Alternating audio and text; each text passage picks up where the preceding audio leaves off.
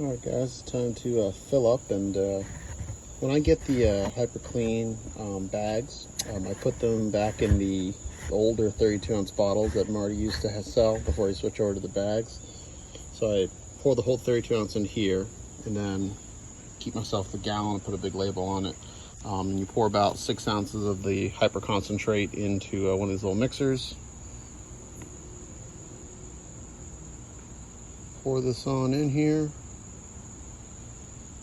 And it's a little filmage, but there you go. Got yourself a gallon of concentrated cleaner,